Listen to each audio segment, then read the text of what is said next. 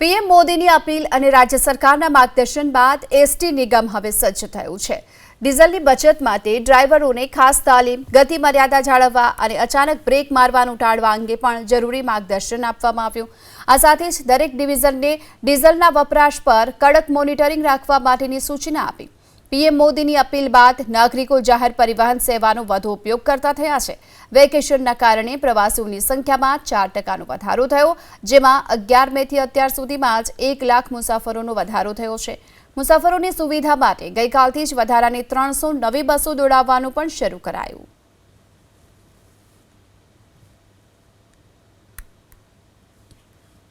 સાથે સાથે નિગમ જે અત્યારે હાલની પરિસ્થિતિને ધ્યાને રાખતા જે નિગમમાં ઈંધણ બચતનું મેઇન જે કહી શકાય એ ડીઝલ છે અને નિગમ માટે પરિવહનનું માળખું હોવાથી નિગમની જવાબદારી વિશેષ બની રહે છે, જેના ભાગરૂપે ડીઝલ કેએમપીએલના એક મહત્ત્વનું પેરામીટર તરીકે ગણી અને ડીઝલ કેએમપીએલના વધારા થકી ડીઝલ બચત હાંસલ કરવા હવે માત્ર વહીવટી પ્રક્રિયા નહીં પરંતુ એક મિશન મોડ તરીકે નિગમે તેને લીધેલું છે અને વિભાગોને તાત્કાલિક અસરથી એક મિશન મોડની પ્રક્રિયાના ધોરણે હાથ ધરવા માટે સૂચિત કરવામાં આવ્યા છે।